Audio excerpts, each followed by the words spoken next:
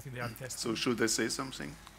Testing, one, okay. Hello, hola, funciona? Sí. Funciona o no? Sí, perfecte.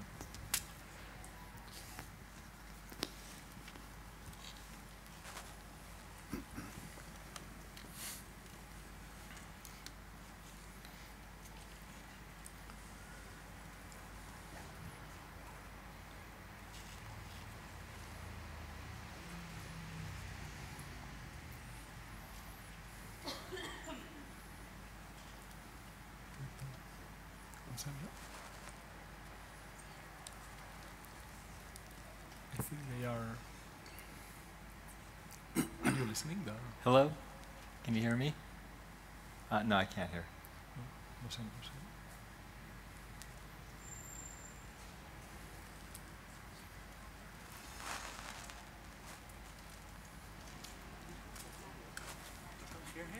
No, I can't hear him. Okay. Oh. Yeah. Yes. That's how it works. Oh, why don't you put that on? It's okay. No? Will they ask questions? Or you speak in Spanish? Yeah. Actually, in principle, I'll be speaking in Catalan. So. Oh, I see. Okay. Yeah, they recommend you put it on. Yeah, and also I think Luis would also speak in Catalan. Speaker.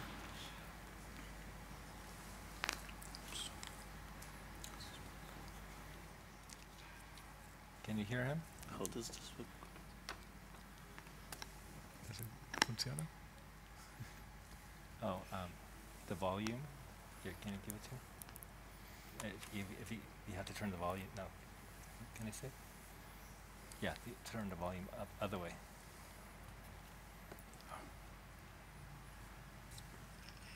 Here, can you see it? I think it's here. Okay, and both work, right? Perfecte. Doncs penso que estem a punt, no? Per començar, em sentiu bé, no? Doncs res, bona tarda. Benvinguts a aquesta sessió de genètica humana, reptes i límits. En primer lloc, volia agrair a la Núria Montserrat i a l'Ajuntament per organitzar aquest event. És un plaer compartir taula amb els convidats aquí en aquest lloc tan agradable. Tant els convidats que tenim sincrònics com els presencials sincrònics, com els que tenim presencials online, que ara presentaré. Una de les persones que ens acompanya online és en Lluís Montoliu, que és investigador del Centre Nacional de Biotecnologia. En Lluís centra la seva recerca en genètica humana, sobretot amb èmfasis en malalties genètiques, especialment, per exemple, en albinisme. A més de la tasca científica, en Lluís també és un gran divulgador de ciència. Per exemple, ha escrit jo crec que el llibre més venut en llengua no anglesa sobre CRISPR, editando Genes, Recorta, Pega i Colorea, que crec que ja va per la tercera edició. I també ha contribuït bastant en la vessant ètica. És president del Comitè d'Ètica del CSIC, també és membre del panell d'ètica del Consell de l'European Research Council i també president d'ARRIGE, una associació per Responsible Research and Innovation in Gene Editing. Després aquí in situ ens acompanya el doctor Joseph Penninger. Joseph Penninger és director de Ciències de la Vida a la Universitat de British Columbia i la seva recerca es basa en desenvolupar nous tractaments a partir de descobrir nous principis biològics. Alguns dels seus treballs han estat totalment pioners en diferents àmbits. Per exemple, en fer servir tecnologies d'organoids per modelar vasos sanguinis, ha descrit noves dianes terapèutiques per malalties autoimmunitàries o també associades en càncer, o molt recentment, també en col·laboració amb un grup d'aquí a Barcelona, per exemple, en desenvolupar noves teràpies per coronavirus. També aquí ens acompanya el doctor In So-Yoon. Ell és professor de bioètica i filosofia de la Facultat de Medicina de Case Western Reserve University i també és membre del Centre de Bioètica de Harvard Medical School. El Dr. Hyun ha treballat en qüestions ètiques associades a les cèl·lules mare i noves biotecnologies, per exemple, en aspectes els reptes ètics que afecten, per exemple, la producció d'organoids de cervell, o també en aspectes com són la formació de quimeres humà-animal. També ens acompanyarà amb una intervenció gravada la Annelien Bredendorf, que és professora d'ètica de la innovació biomèdica de UMC Utrecht, i ella està està molt interessant el que és el desenvolupament de la genòmica, de les noves innovacions en biotecnologia i sobretot com es transfereixen i quins són els seus reptes ètics i socials en transferir-les a l'atenció clínica i a la societat.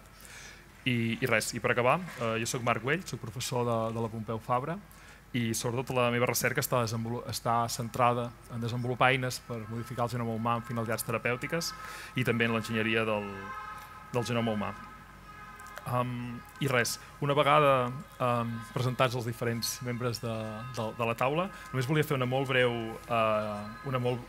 breu introducció per després començar ja amb les preguntes i els diferents punts que anirem debatent. Crec que no és gaire secret veure que estem en un moment molt dolç de les biociències. Crec que estem patint una autèntica revolució en el que és la lectura i l'escriptura d'ADN. Això ens ha permès, crec que és una cosa molt important, que és poder interaccionar amb la vida en el seu llenguatge més genuí, que és el llenguatge de l'ADN, i això ens ha permès començar a complir totes aquestes promeses de quan vam seqüenciar el genoma humà fa un parell de dècades. Llegir el genoma, o sigui, seqüenciar ens ha permet entendre, ens ha permet inclús viatjar en el temps i llegir i entendre coses que ja estan desaparegudes a la Terra, com poden ser els mamuts i els neandertals. I sobretot aquests últims anys el que podem fer és començar a construir amb el que és les eines d'edició gènica. O sigui, ens toca escriure genomes i fer servir aquest coneixement per crear noves teràpies. Crec que no pot ser millor moment per recordar-ho que en aquest temps de pandèmies hem tingut totes aquestes vacunes que bàsicament es basen en escriure en un tros petit d'ARN o un petit tros d'ADN i fer aquestes vacunes de Pfizer o Moderna o les altres, que amb aquest missatge en àcid nucleic, ja sigui ARN o ADN, es pot reprogramar el sistema immunitari i donar-nos protecció. I això, estem vivint una època totalment exponencial, cada vegada és més fàcil seqüenciar genomes, cada vegada és més fàcil editar-los, tot i que hi ha molts reptes. I bé, això ha tingut, com discutirem avui, molt d'impacte en el que és la recerca, però també molt important, això s'ha anat traduint, s'ha anat transferint en noves teràpies per fer cada vegada més curta aquesta llista de malalties incurables. I res, i crec que l'abast d'això seguirà creixent. De fet, els límits crec que només els posa la imaginació. No sé, jo sempre dic que animals fets amb les mateixes peces que nosaltres poden resistir a la radiació còsmica, com els tardígrads, poden no tenir mai càncer, com alguns mamífers, o inclús viure perpètuament, com algunes meduses. O sigui que tenim molt i molt de camp per recórrer en la biologia. I res. I a més, tota aquesta revolució de lectura i escriptura de genomes crec que no només es pararà en el camp de la teràpia, sinó que també ens ajudarà en aquesta quarta revolució industrial, tant per fer una indústria segurament més respectuosa amb el medi ambient, com també reinventar l'alimentació i molts altres aspectes. I amb això potser tanco la introducció. I en aquest sentit, potser podem començar el primer bloc de la sessió, que és repassar una mica què ha passat fins ara. O sigui, quins han sigut els events més rellevants en aquests últims temps, sobretot en el que és les tecnologies d'escriptura de genomes. I en aquest sentit, voldria convidar en Lluís Montoliu, que no sé si crec que ja està connectat, no? Yes, hello Mark, hello everyone. Yes, I hope you can hear me. Sí, et sentim bé, Lluís. Okay, fantastic. So, thank you, Mark. Good afternoon, everyone. So we're living a very exciting moment. The modification of the human genome has been afoot since the 70s in the last century, when we first learned to engineer DNA. But then we didn't have the tools, we didn't have the methods. Eventually, we have been evolving, and we have been now exposed to the genome editing revolution that Mark just described, particularly with the so-called CRISPR-Cas tools. Battery died. For the first time in our history, now they've made it possible to engineer directly any genome from any living species, including ourselves. So, for the genome editing, one one has to remember that this was starting about 8.5 years ago. So this was at the beginning of 2013, when it became clear that the proposal made by Emmanuel Charpentier and Jennifer Doudna, made in the summer of 2012, was a reality. We could use these bacterial tools that the bacteria they use for defending themselves against viruses, for modifying at will any gene from any organism. We have to say that this is already a reality. This is no longer science fiction in the academia, in the lab. So nowadays, in many laboratories, including Mark's and myself and many other molecular biology labs, we do apply genome editing tools on a daily basis with great success. However, what has been achieved already in the academia not necessarily has been transferred with the same success to the biotechnology, to the open fields regarding plants, regarding crops, or to the clinic where there is a lot of hope. For instance, in biotechnology, we have a number of advances that have been already using genome editing tools for inactivating genes and therefore preparing and obtaining crops that are growing better, that can adapt themselves better in the land that has less resistance, that can fight plagues and many other circumstances. This is also slowly coming into the animal field. And regarding the clinical, what happens is that we are now confronted with the ethical dilemma, because this method is far from being safe and efficient the way we would like. Something that I can handle very well in my lab, that I'm using animal models, I'm using mice, and I can do an experiment, and for instance, 20 mice may be born that I can use to study the rare diseases that we are investigating, and perhaps only one of 20 is the one that I could use. This I can handle, I can select this one, and I can discard the other 19. But this is obviously something that is ethically unacceptable to do with human patients. We would like a much more efficient and much more robust method. Having said this, we have to underline that we're beginning to have some successes. If we check nowadays the database on clinical trials, we will see that there are 46 clinical trials using CRISPR tools, most of them using the so-called ex vivo situation. That means that mostly they apply with blood-related diseases or with immune system-related diseases, in which we obtain the cells from the patient, and the cells outside the patient, they are edited. There we can add the modification in the desirable gene, and then we can put back the cells into the patient. And this has been achieved already with great success with sickle cell anemia or with beta thalassemia. Regarding animal models, we know, I'm only talking about 2021, this is a moving target, this is going very fast. Beginning of the year, we learned about a great animal model for progeria, this accelerated aging. Now, last month, we learned about a model for reducing the levels of cholesterol in blood. This is associated with risk for cardiovascular disease. This was already tested not only in mice, but in non-human primates. And lastly, last week, we just heard about a new method for treating sickle cell disease. We also have to underline that there are many different variants. Not all have the same problems, not all have the same safety and efficacy issues.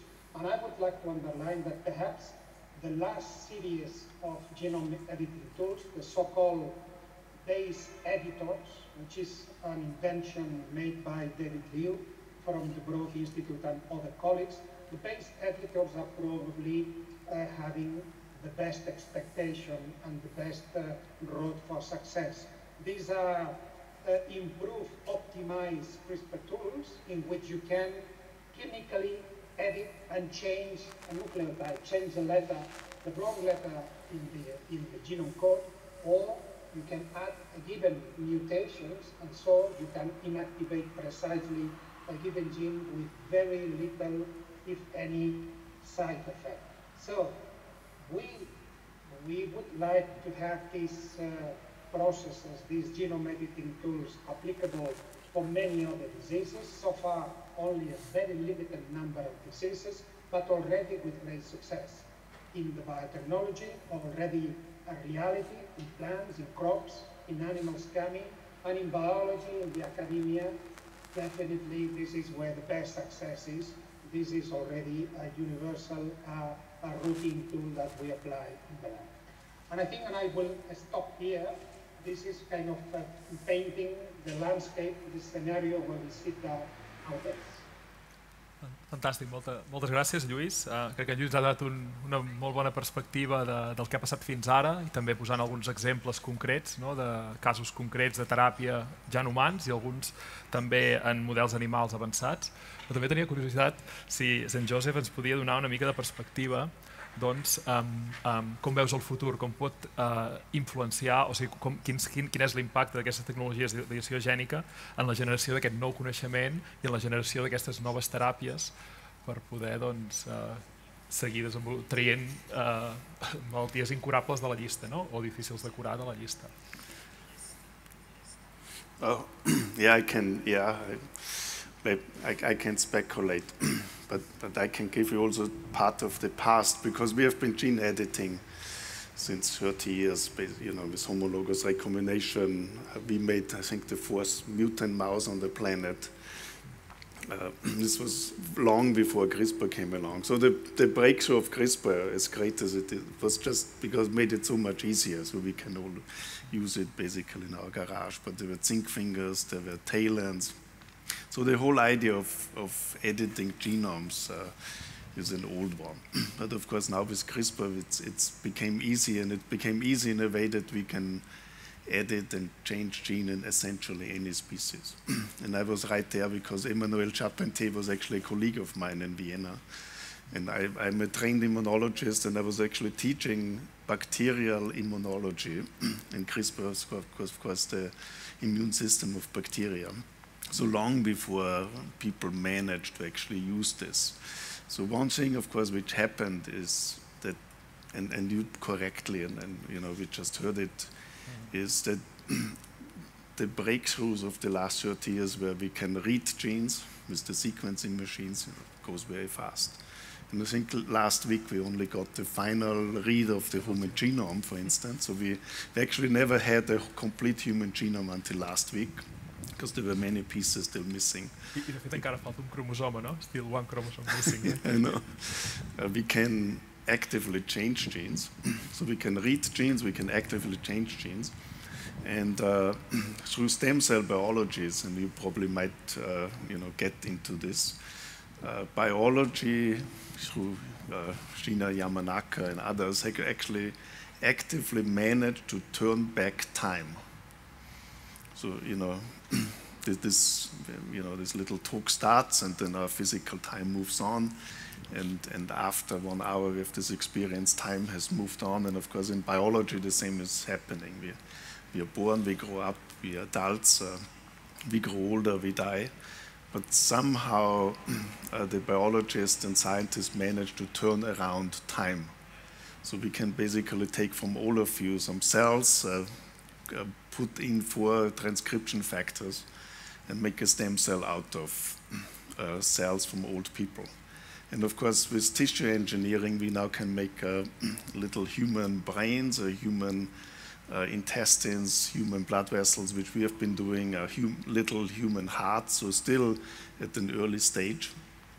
But combined with reading genes, reading the genome of all humans. And of course, we are living in the biggest experiment on the planet, because with 8 billion people, every gene in essence has to be mutated. So, and of course, what we have been using for mice, worms, Drosophila, I use flies for a lot of my research, we can now basically do in humans. So the humans are basically now our experimental tubes. Not because we want to experiment on them, but because we can read the genomes. and we can read genetic variations starting from rare disease to more common diseases, and then actively change them, as already pointed out.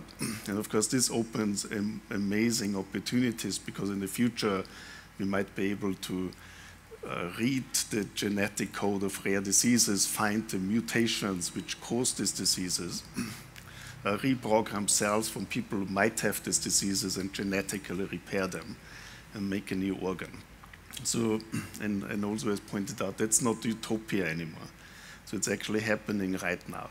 So, and I think if people in 500 years actually look back at our time, they will probably call this time the renaissance of genetic engineering, of really being the first time where we actively can change genes and maybe change the trajectory of diseases and of course not just diseases, of genetics of crops. In the planet with the changes, with climate change, I think that's very important. We also should talk about this. So I think we can do a lot. We're just at the beginning, we're just at the surface. And this will be clearly the century of biotechnology, and I mean, we hear a lot and also about the vaccines. But again, the vaccines, early 90s, people started experimenting how to get RNA into cells. 40 years ago, people started to experiment how to make nanoparticles, how to make little balls out of membranes. And this all came together now to basically make this unprecedentedly fast vaccines. Some of us probably have already gotten for COVID-19. So at the beginning was actually this crazy scientists who were just being nosy, trying things.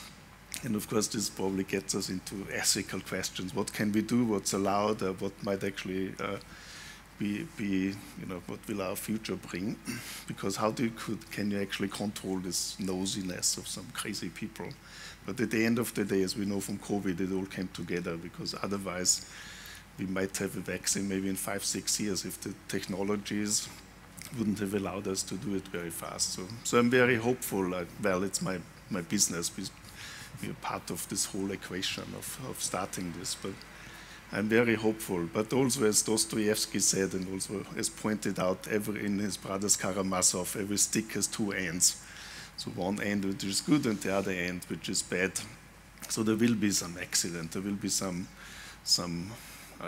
throwbacks, but at the end, I think the new technologies will allow us to do unprecedented things for veterinary medicine, for human medicine, of course, and also for our environment.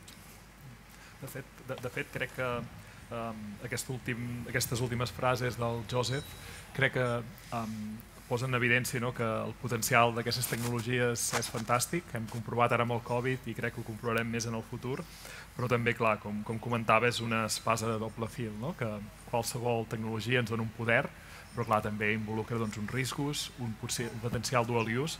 I crec que seria un moment bo per tenir la intervenció de l'Annelien Brenedorf, que ens farà uns comentaris d'una mica dels reptes que hi ha en transferir tant els reptes socials com ètics, en transferir tots aquests descobriments científics en coses per la societat. No sé si es podria posar el vídeo de l'Annelien. Sí, perfecte.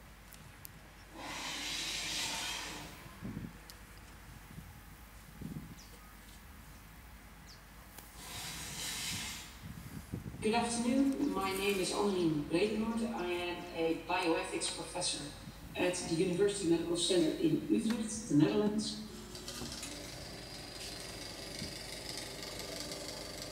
I think it's important in the discussion about the ethics of genome editing by CRISPR-Cas and other means. I think it's very important to make a distinction between editing the somatic genome, that are the cells of living adult people like all of us, and editing the germline, which are eggs and embryos, human embryos. And the ethical discussion is particularly targeted at editing human egg cells and human embryos. And why is there a heated ethical discussion?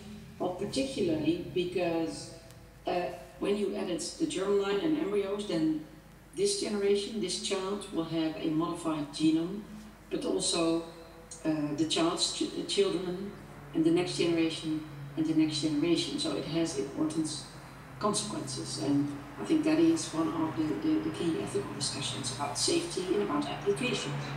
The domains that it can be used, well, preferably, of course, we use this for preventing very serious genetic disorders. What you can think, for example, about very serious neuromuscular disorders, various types of cancer, neurodegenerative disorders. After the first publications about the emergence of germline genome editing, the National Academies of Sciences, together with many of the academic societies throughout the world, they convened in Washington, D.C. And luckily I was invited to moderate the panel on the ethical impact. And as of then, we said, well, and of course you can disagree, but many took the position, including myself, that in principle there are no overruling arguments against using germline modification always.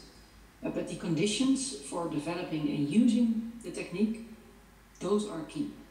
So it's important that if we will use germline editing to make healthy children, that there are some requirements in place. First of all, it should be safe. So this is a technical requirement. Second, there should be equity in using and offering the technique, which means that all people have access of none of them, because with that requirement you can prevent that there will be a rat race in using genetic technologies. And also with this requirement it means that there will not be increased gaps between people due to their genetic constitution. So it is important that if we decide, and if governments decide to allow germline editing, that it becomes part of their health insurance packages. I think you should see germline modification as a next step in biomedical developments that have been 60, 70 years old. Starting with the DNA revolution in the 60s and 70s, with the invention of in vitro fertilization, the birth of the first IVF test tube baby, genetic screening programs, then embryo selection, and I think the next step would be modifying the human embryo. And so I think it doesn't make sense to only think about, or are you against or in favor, but think about, okay, what values do we want to promote with pursuing this technology? For what conditions do we think it's ethically acceptable to offer this? And I think it's important that we start and initiate this debate. There will always be some people who are and remain against the technique, like there will be people who are against IVF or egg donation. But I think it's important that at a certain point, when we think with each other that there is enough societal acceptance, and when it's safe enough, that we start to have a productive debate about changing legislation and think about how to implement this in our international healthcare systems. If we can use this safely and also if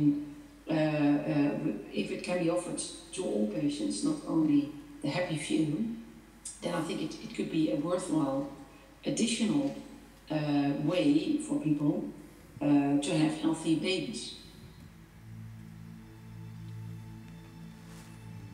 There were many national conferences, there were conferences in China and Hong Kong, also where the birth of 2 babies were announced that didn't meet any scientific criteria. There were questions about the informed consent, so I think that was an example of how not to proceed. If we together think, well, maybe it's now technically safe enough, then national governments have to reconsider their legislation. In European countries, they signed the Oviedo Convention. And part of the Oviedo Convention is that the germline should not be modified. And there are many countries, including, I think, Spain and the Netherlands, that made this part of their national legislation. So I think the first steps are that local politicians start putting this on the agenda. And at the same time, I think it's important also the WHO, they wrote a report last year and they opened a genetic registry. And all researchers in the world, they are invited to share their scientific data and put them in this registry so that we can have open science, learn with each other, share experiences. And then at a certain point, I think it's important to think about, so for what kind of disorders are we going to offer it? So it's important to think about the seriousness and nature of the disease. I think there should be high risk of serious harm before you're offering this. I think we have to think about clinically about additional psychological and moral criteria, and we have to think about how to organize, for example, an ethics committee, a local ethics committee, a local national ethics committee, that can decide for every application whether they think it's acceptable. So I think the most important thing now is to stop about debating, are you in favor or against germline genome editing, but that we start to think about prudent policies, and also to have an international guidelines for the clinical translation of human reproductive technologies. I think it's important that also scientific communities take up this responsibility and develop guidelines.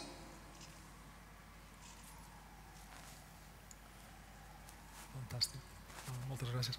Doncs, bueno, com comentava l'Annelien,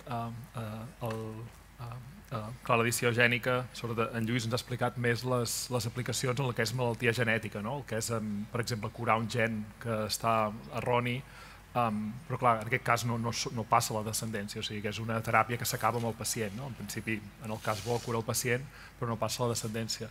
Però aquí tenim aquest repte, doncs, bueno, que és un pas més enllà, que fa si editem a la línia germinal, per tant, tota la descendència, i amb això sí que volia convidar el professor Inso a veure si pot descriure una mica quins són els reptes, quins són els punts que hem de tenir en compte per avançar, veure si això es pot transferir d'alguna manera.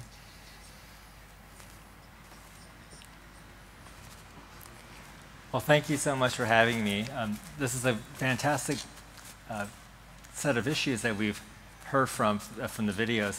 I work with Annalene at an international level, so I am a bioethicist like Annalene.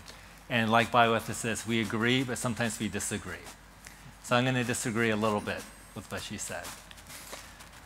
In ethics, we think about not only what can we do, but what should we do? How should we live? What should we do? That is philosophical ethics. And in ethics, we can think at two different levels. Ethics in a very philosophical way. What is good for human beings to try to do? What is a good direction for us to try to achieve? And there's also practical ethics. Once you decide you want to go somewhere, what should be the best practical way to get there?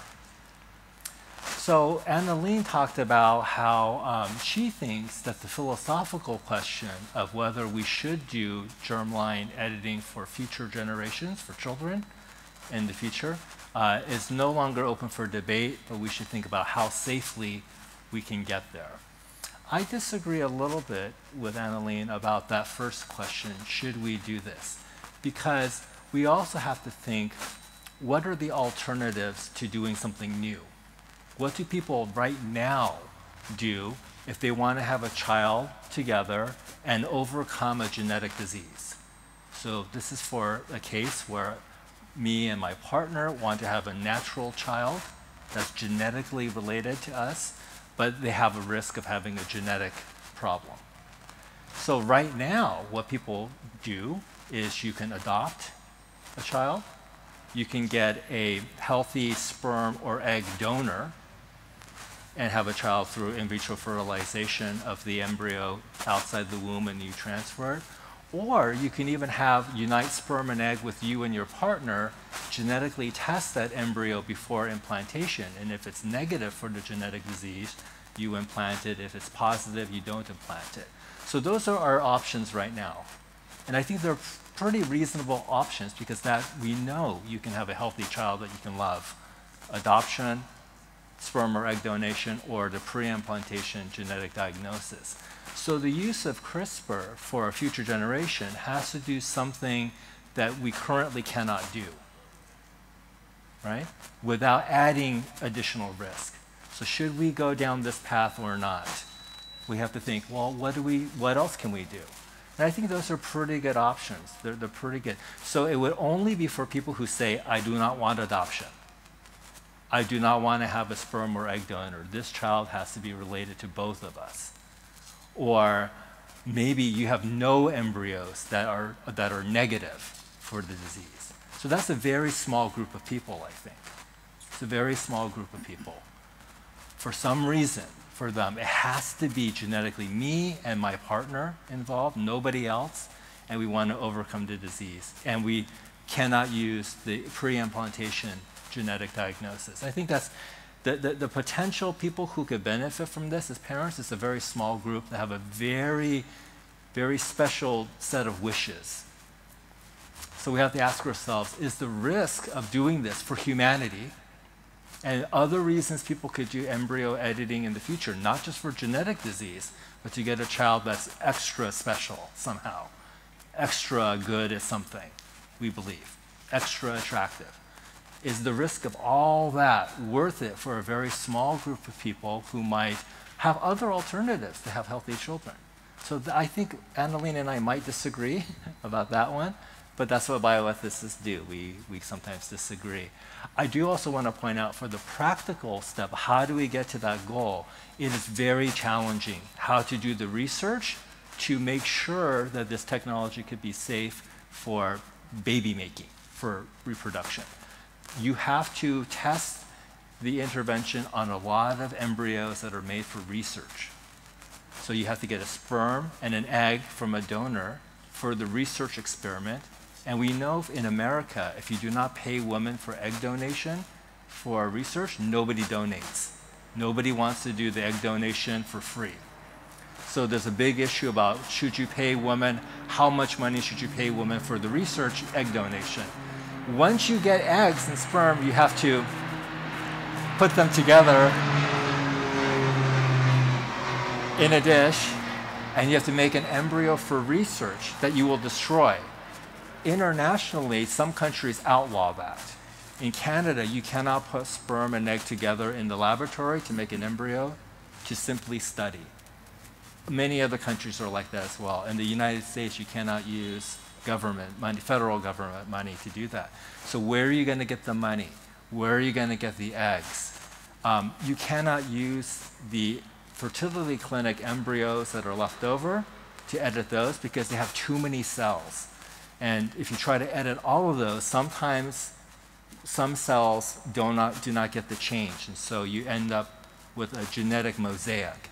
And you won't know that the embryo is a genetic mosaic unless you study almost every cell. By that time, you lose the embryo. You took it apart too much. So to get to the point where you can maybe use this for future generations, there's a lot of research. It's very controversial. Egg donation for research, embryo creation for research. My personal view, and I'll end with this, my personal view is the only safe way to do this to avoid the mosaic problem is I have other researchers I work with who try to make sperm and eggs from stem cells. So they can take blood from any of you, they can make stem cells from that, and they can try, it works with mice, but not with humans yet, try to make a sperm and egg. If I want to make changes to an embryo, what I think the best way to do it is to make a cell line from your sample, make as many changes as you want to that cell line, and test it for exactly what you were trying to do. And then you make sperm and eggs from that. That's probably the best way to make a designer embryo. Don't use the embryo, use the sperm and egg from a master cell line, and then Okay, so this depends on progress on the other area of making sperm and eggs from skin cells. So that would probably be the safest way to go for that technology. But again, should we go down that road? I'm not against the genetic alteration to overcome disease. I just think that there are very good alternatives right now that don't have the risk that we know 100% leads to a healthy child. We know that. So I'm going to disagree a little bit with my colleague, but I'm sure she's fine with that. Thank you, Mark. Can I say something? Yes, please, go ahead, please. Yes, I've been listening carefully to my colleagues, and I've been enjoying their presentations and their comments. I like to go back one step, because I will just leave aside the germline genome modification, and I will concentrate what is possible now, because I think it is our responsibility to share with the audience and with the public opinion and with the society what is being achieved at the moment and what is possible right now. Because I'm sure all my colleagues, when we teach about genome editing tools, we always say that there are two ways in which once the gene, our desired gene, has been cut, can be repaired. We say that there is one way that is kind of random, that basically ends up with the gene no longer working, and there is the other way that we would prefer, which is governed by homology, in which we can give a template and we can substitute the wrong, the mistake sequence, and then introduce the correct sequences. This is what we highlight always, but unfortunately this is not happening today.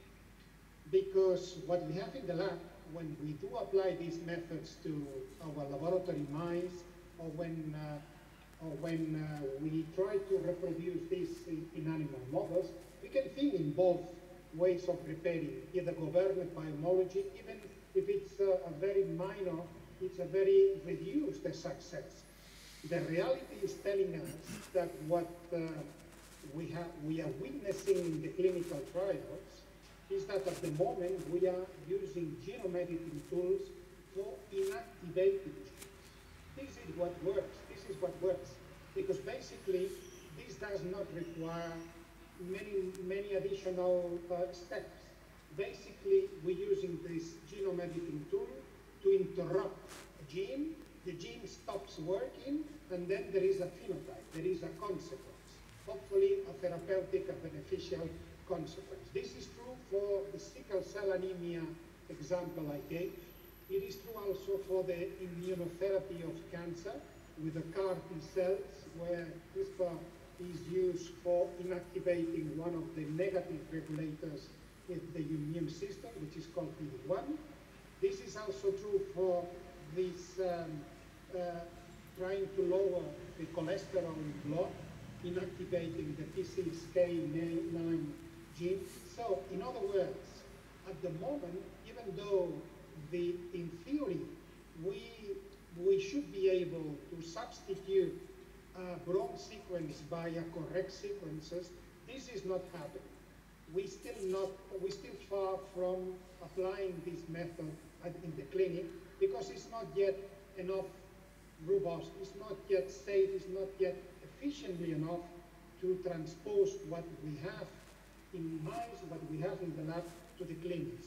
And I'm using the same example. For me, using mice, 5% success, it's just a miracle because I'm coming from a 0%. So for me, 5% is great, but 5% is no good when we want to go to the clinics. We hope the chances to survive a given surgery or the chances to get cured, we hope to be at least 50%, if not better. We're far from there. So this is why I think we are in the surface, as the colleague was saying, and we are slowly progressing. And at the moment, I think we need to concentrate in alternative methods that will just put us in a different scenario. And I want to underline again that this different scenario perhaps is no longer the CRISPR genome editing tools we knew as the classical genome editing tools, the classical cutting the DNA, but the base editors, those that have been evolving very rapidly. There's more than 10 different versions that have been produced in the labs of different people. And these are the ones that they seem to be delivering, and they seem to be targeting a given gene and changing, let's say, 1 or 2 letters, just enough to recover the function. And they do this, they deliver this with a minimum risk. So I think when we are discussing the ethics dilemmas and when we are applying bioethics, we need to adapt our discussions to the current moment where we are now with the technology. Because we've been discussing a lot about off-targets and about mosaics, but apparently, and according to these last experiments we have learned this year to 2021, using these new tools, we have a very reduced amount of these undesirable effects using these new variants, using these base editors. And I think this opens up a new way for envisaging and for not only applying this to the clinic for the time being at the level of somatic, so for treating people that is suffering a given illness, and perhaps for the near future, once the risk is being controlled and robustly secured, maybe anticipating the use for germline genome editing.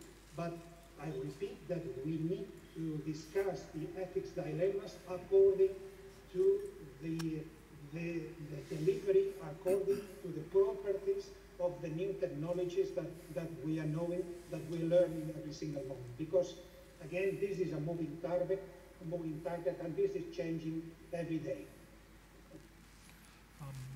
Sí. De fet, continuant una mica amb algunes d'aquestes últimes comentaris que feia en Lluís, i també algunes coses que ha comentat l'Inso, per ara, o sigui, on tenim experiència en fer servir gene editing és per malalties molt greus, malalties genètiques molt greus. Tanmateix, ja estan apareixent alguns assajos clínics, algunes empreses que sembla que tenen alguns plans de futur, per exemple, en el que no classificaríem potser com a malaltia clàssica, com per exemple l'envelliment, o sigui, revertir una mica l'envelliment. Jo també tenia molta curiositat, si es podia comentar a la taula, no sé si ho vols comentar, Inso. Sure.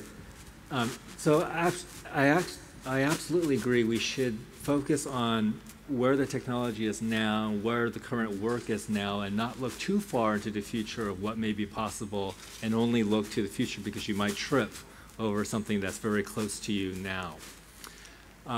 What I find fascinating about the issue of human experimentation today using this technology for patients is there's always the question of what is the risk-benefit ratio for the experiment. So there may be some risk to something new like this that we don't quite understand yet for the participant. And how do we know that that risk is lower than the proposed benefit? So this will depend on how serious the disease is. And a really interesting question is, what kind of condition should you target for an experiment? Maybe sickle cell is pretty bad, and that's something we want to try to address through this technology. But there may be other conditions, maybe aging-related conditions that people might think, the risk-benefit ratio there is maybe not so favorable. Maybe we should try something much more what society would consider to be serious for well-being of the person involved. And that's a very interesting conversation. I earlier talked about screening the embryo before implantation. That technology is called PGD, pre-implantation genetic diagnosis. Even in that technology, there's a question of how serious is the condition you want to overcome. Some parents want to use that for deafness, to overcome deafness. And some people think that you shouldn't use that embryo screening for deafness. What about other types of conditions? Cystic fibrosis, is that serious enough? So the question of how serious is the condition is always a very important question to be thinking about right now. So my answer to this question will be very dependent on what the condition is and what the risk-benefit ratio is today for the experiment. I després també una altra qüestió que crec que també està generant molt de debat relacionada amb aquestes noves teràpies avançades és l'accés a aquestes teràpies. Per una banda hi ha la variable de preu. Totes aquestes teràpies crec que com a mínim valen centenars de milers de dòlars o d'euros, i per l'altra la desigualtat que pot generar tenir accés o no.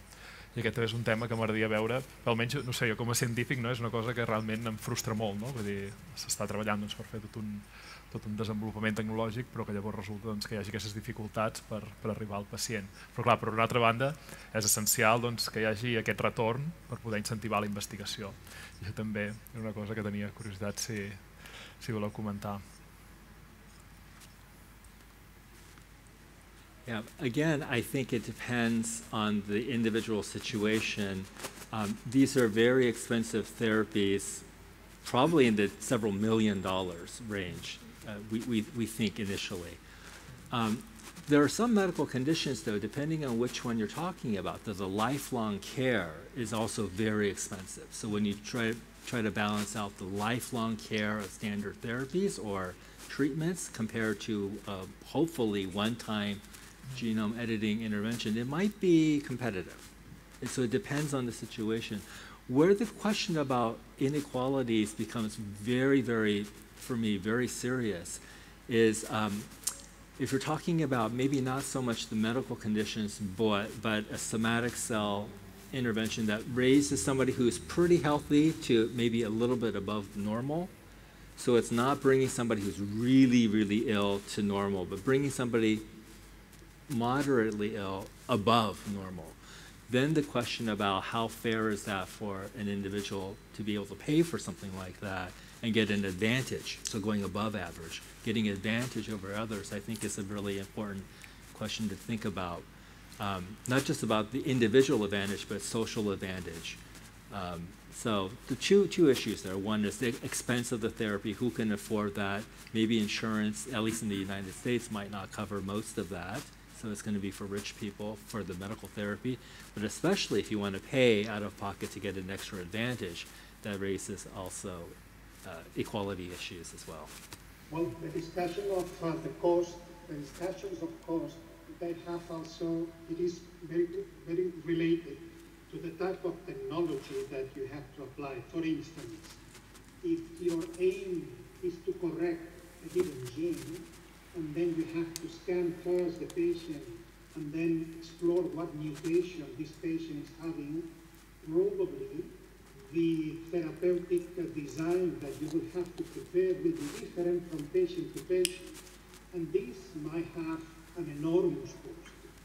So, for instance, this is why probably, in addition, there are no therapies, but the clinical trials currently ongoing, we are focusing in inactivating genes. Because if we are inactivating genes, we don't care so much about what mutations we will be introducing. We just want the gene to stop working. And then this will be a more universal therapy. And hopefully, at least this is what I would suggest or would think, hopefully this will reduce the eventual price that it will have to pay to access. So the question is whether you are investigating for a one-person therapy or whether you are investigating for several hundreds or thousands of people therapies. And this is obviously has some consequences. I think this is kind of the reality that we are confronting, and this is again telling us how different is the life in a laboratory, in the academia, where we can do almost everything we want, and we can even test even the rarest disease and the rarest mutation, whereas in reality, then you have to consider how many patients you will be able to target with the therapy that you are proposing. And here, again, with these genome editing tools, we have different possibilities, as I said before.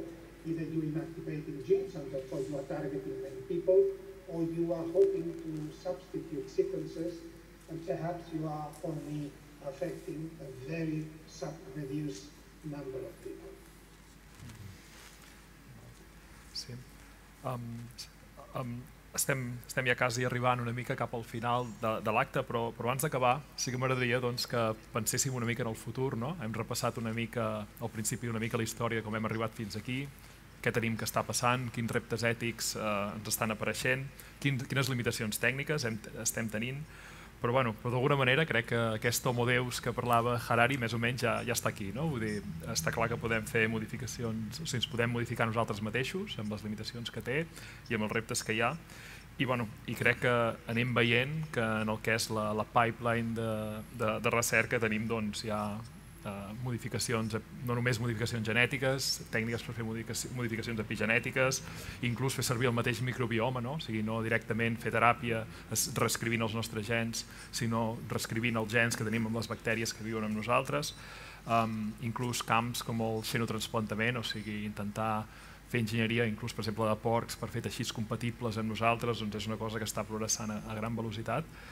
I bé, crec que el futur sembla que ens està plantejant reptes molt, molt interessants. I amb això sí que tenia ganes, si els diferents membres poguessin donar una mica de visió de com veieu el futur, què passarà d'aquí 20 anys, si ens tornem a trobar, de què estarem parlant. I was listening to this discussion very carefully, and I mean, at the end of the day, it's just some observations. So we already have 6 million children born with, or probably even more, with in vitro fertilization. So we actually actively but selected our genetic makeup on this planet. So this has happened over the many last years. So we're actually doing already a very interesting experiment. I also completely agree with you. At the end of the day, we are talking about very rare diseases. I've been working with rare disease, very severe one, like epidermolysis bullosa, where children, when they sleep, they get these blisters. It's horrible. Diseases like this, blood diseases, Diamond-Blackfan syndrome, where children cannot make red blood cells and would die. So there are some diseases I think which we can really look into, and we have been looking into this. And just as one example on the ethical dimension, we all of course know trisomy 21 Down syndrome. Because of the technologies available already, selecting embryos which might not have the disease, I was told around 4 years ago, in all of Austria, where I used to work, and we did some of the first genetic engineering stuff, in all of Austria, apparently there were only 10 children born with Down syndrome. So people and parents already doing this right now. So this, of course, is also a very important part of these ethical considerations. And the other thing I learned doing a lot of biology and having been doing some of the first genome editings, making some of the first genetically modified animals on this planet, is diseases and common disease and physiology is very complex. So if we get really into enhancing humans, then we're actually facing a complexity I think we cannot even imagine at the moment. So we all know if you have told parents, you will be told. So we know that's genetics. But at least 60, 70 genes which contribute to being told. The biggest contribution of one gene, as far as I understand, in height is around 2%. So, if we're actually talking about human enhancement, we're talking about probably changing 10, 20 genes, pathways, and then we really don't know what we're doing.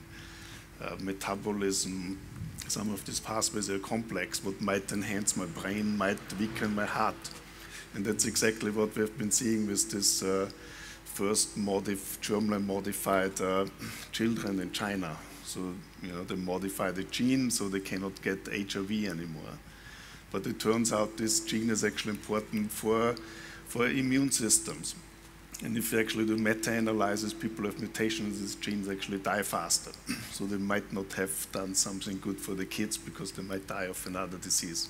So I think at the moment we're really talking about rare diseases, which does not mean that in 20 years we actually might talk about enhancement, because what happened in the last 20, 30 years is truly spectacular. So, when I started, we were sequencing still with our hands, and if you were reading 1,000 letters of the genome in a year, you were actually quite a good scientist. When the Human Genome Project started, it would have taken, with the technologies we had, around 2,000 years to read the genome of a human, around 3 billion letters. 2,000 years with the technology we had. Nowadays, you read a genome with the Oxford Nanopore sequencing probably in 10 minutes. And of course, it's very hard to anticipate what might happen in 20 years. So we might be actually at the verge of being capable of doing certain things. But I do believe what we learn in medicine and what we can do will be of really great benefit to, at the end of the day, to patients. Sure. So I spent most of my career helping scientists do their work and proceed forward. So what I'm about to say is a little bit against my typical way of interacting with science. Where would I like to see us be in the next several decades? We live in a world right now where there's more and more inequality. Inequality is getting bigger between populations in the world. It's my hope that these technologies will help reduce the inequality. Number one, between the ill and the healthy, to make ill people more healthy, but not to make people who are better off even more better off. So I want to bring people back up to as much normal as possible. And also just access to these technologies is also, in the future, potentially a big problem. The metaphor of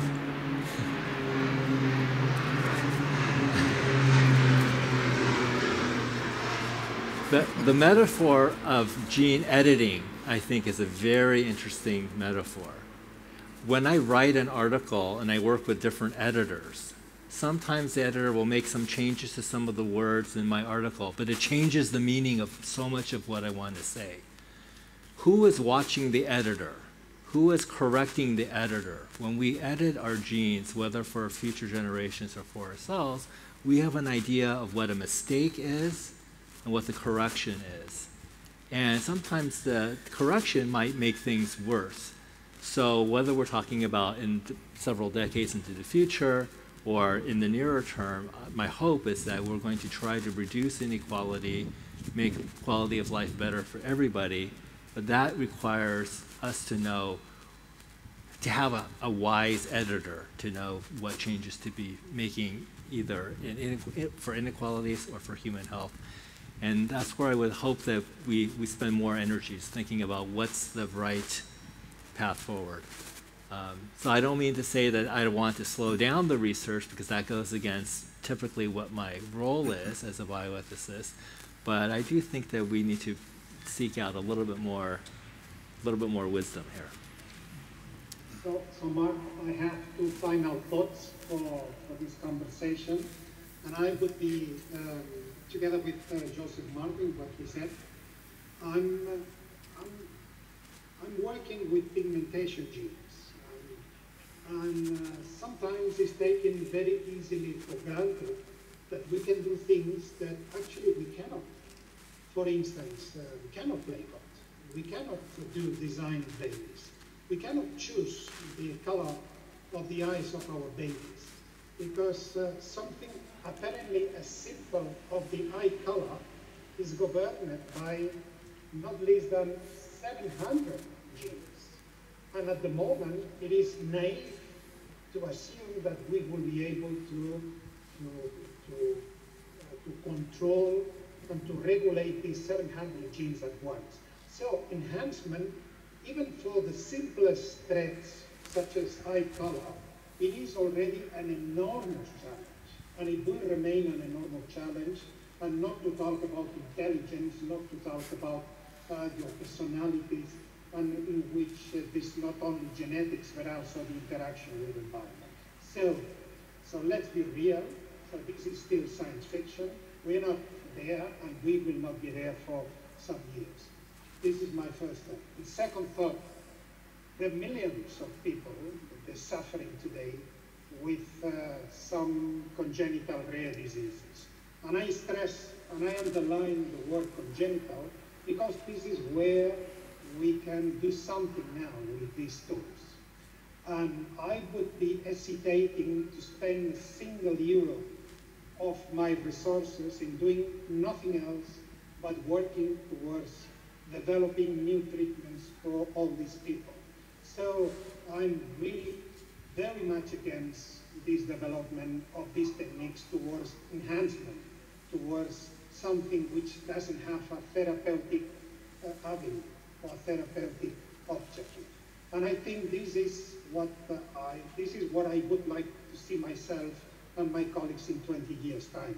I would like to be in a place where we will be already treating not 3 or 4 diseases, as I said in my introduction, but perhaps 300 or 400, and perhaps maybe 1,000 or even more diseases. This will be my dream. And I will leave the enhancement for science fiction movies for the time being. Fantàstic. Moltes gràcies, Lluís. De fet, encara tenim uns minuts i de fet crec que tenim temps per poder fer, si algú del públic volgués intervenir, fer algun comentari, alguna pregunta. No sé si algú... Crec que sí que hi ha un comentari ja.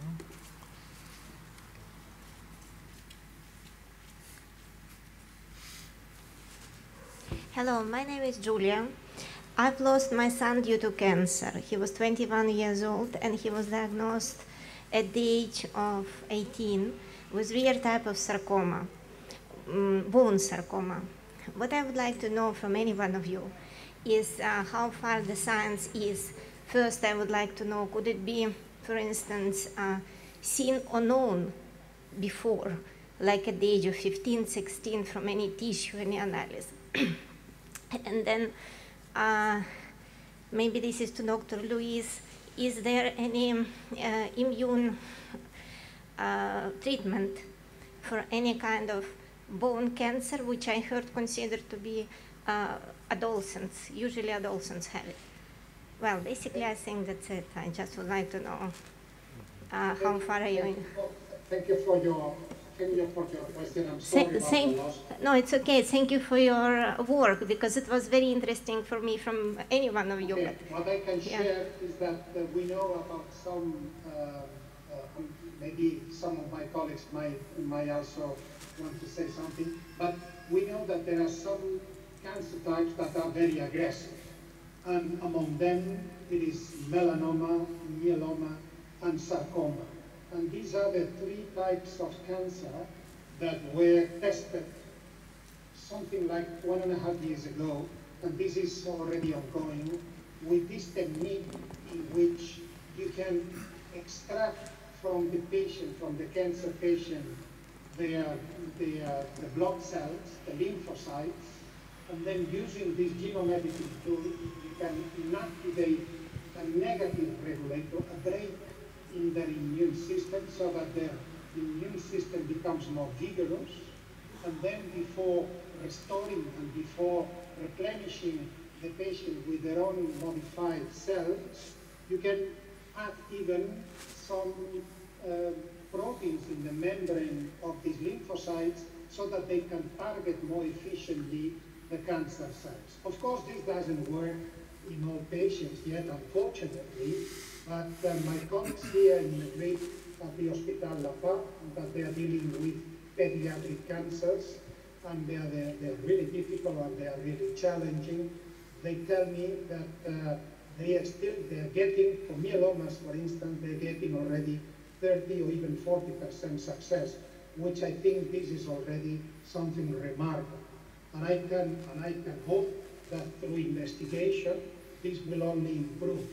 And so, for the future, I would say people with this type of aggressive cancer, such as sarcoma, myeloma, and melanoma, can have treatments at least that will give them some hope and eventually some cure. So maybe I can just mention something with I'm actually a trained immunologist, so in '95 we made the first CTLA-4 knockout mouse. And since I wrote the paper, last sentence was the immune system has genetic negative regulators, and this, of course, was one of the birthplaces for cancer immunotherapy. Then picked up a year later after we published to develop this. We're still at the beginning. Some tumors react all right, some unfortunately don't. And I think it's just a matter of time to more fundamentally understand, why some tumors react and some tumors don't react. Because every part of our body has a local immune system, and therefore we have to really fine-tune it. So sorry for your loss. For this type of tumors, there might be other checkpoints we might turn then to melanomas, but slowly we are getting there. Also on this, many years ago, because of genetic engineering, we made a mutant animal in a gene called rank ligand, which turned out to be the master regulator for bone loss and osteoporosis. And actually medicine was developed, which I think have literally tens of millions of people use this already, blocking bone loss.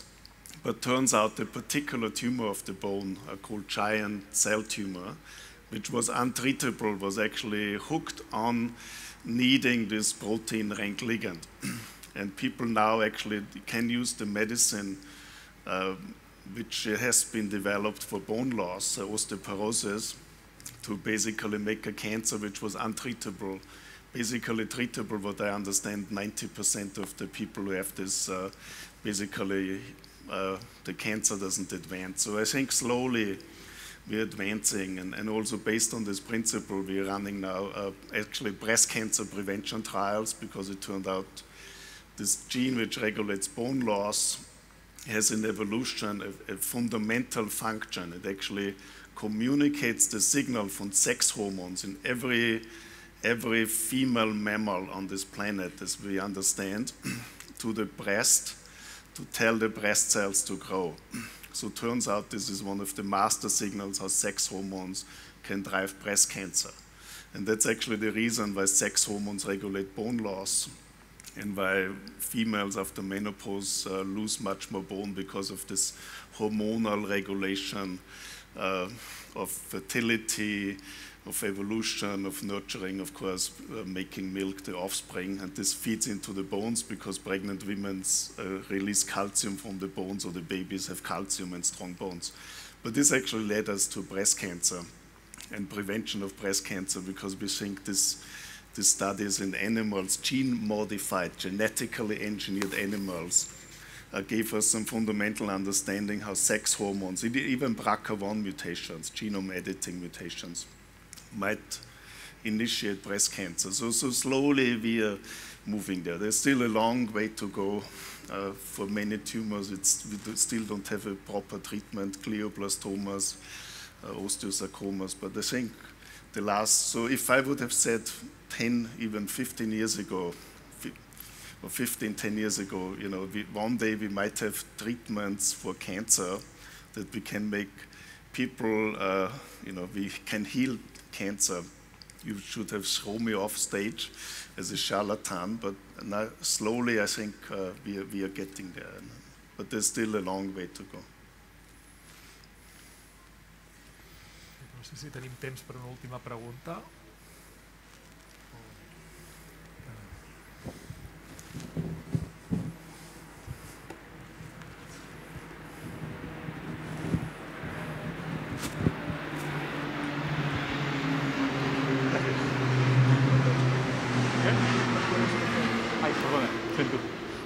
Disculpa. A veure, quan heu parlat de les complicacions ètiques de l'enginyeria genètica, s'ha parlat sobretot de la modificació de persones abans que naixessin, és a dir, d'embrions, etc. Quines serien les complicacions, perdoneu-me si és una mica redundant, de la modificació de persones que han nascut, és a dir, per exemple, la teràpia gènica, retroviral, etc. Això també té les seves conseqüències, no? Per exemple, si pensem en la creació de desigualtats socials, per exemple, o sigui, no necessàriament modificarem les persones abans que neixin, també es poden modificar un cop nascudes, no?, amb aquestes tècniques. Això també... O sigui, mereix algun comentari més o més o menys els mateixos s'aplicarien a la modificació post-naixement, diguéssim.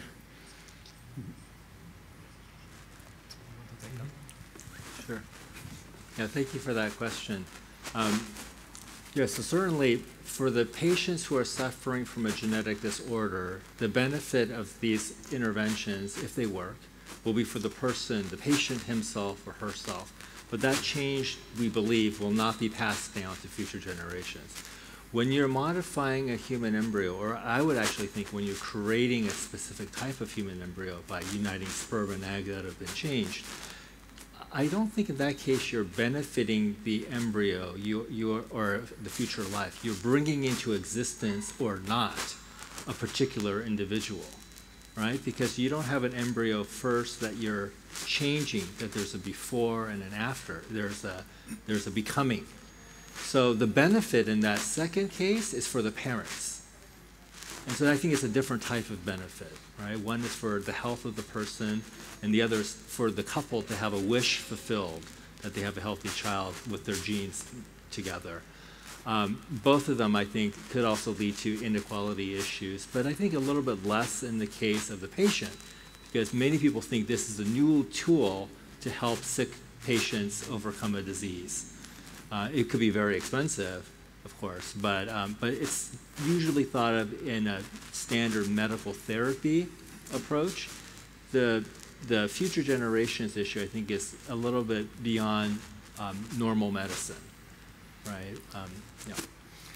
Can I just faster, because the enhancement, after birth and there are lots one could say for medicine, rare diseases where one can change genes in bone marrow to treat some of the hemophilias. I think that's where we really will go in the next years, and already mentioned.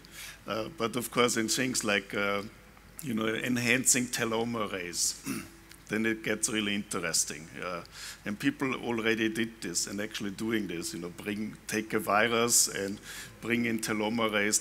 Telomerase is an enzyme which lengthens the ends of chromosomes. So aging, at least one part of aging is the chromosomes get shorter, and therefore there's not enough cell divisions.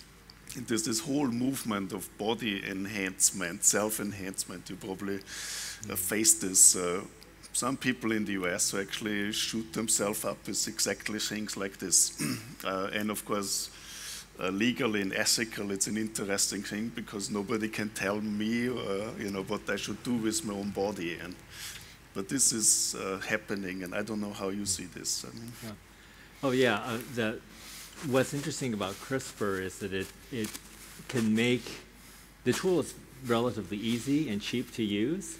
And so the possibility of people doing self-modification, I think, is higher than it's ever been. I don't think it's that practically possible, but it's higher than it's ever been. This raises a very interesting question about what we mean by enhancement. And I think philosophically it can get a little bit hazy. So a vaccine, is that a treatment or is that an enhancement? A vaccine is an enhancement. It makes you do something you otherwise cannot do naturally, fight coronavirus. Right? What about a genetic enhancement or treatment that makes you more resistant to heart disease or more resistant to cancer, the future generation, more resistant? Is that a bad kind of enhancement?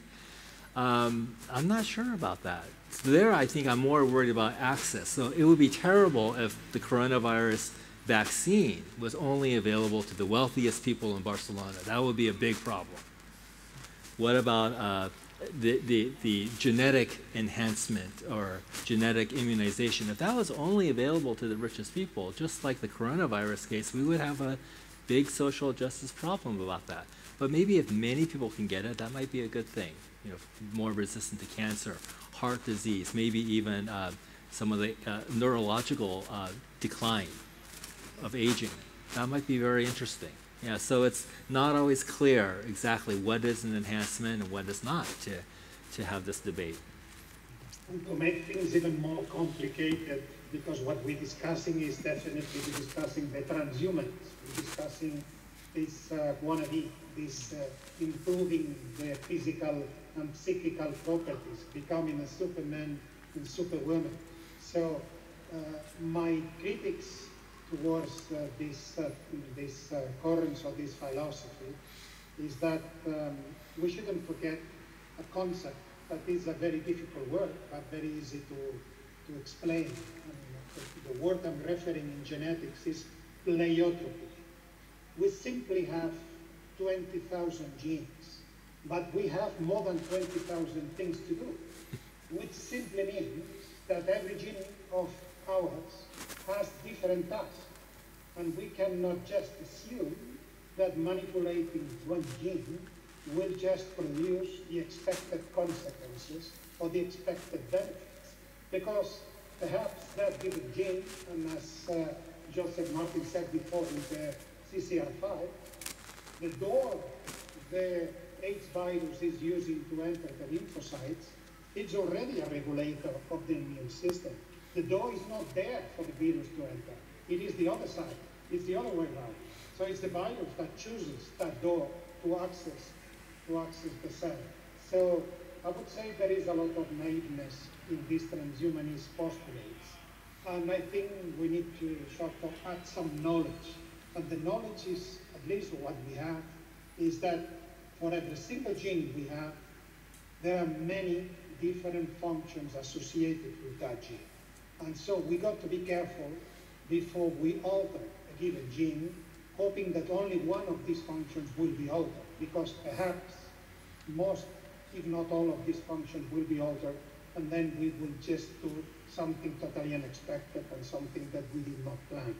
So again, a word of prudence, a word of being cautious before moving into this enhancement type of genetics.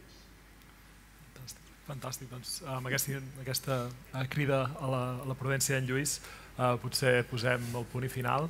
Crec que hem cobert moltes coses, des de les aplicacions mèdiques, aplicacions a qüestions més ètiques i fins i tot especular una mica amb el futur. I res, només moltes gràcies al Josep, a l'Inso i també a en Lluís i a tots vosaltres. Thank you.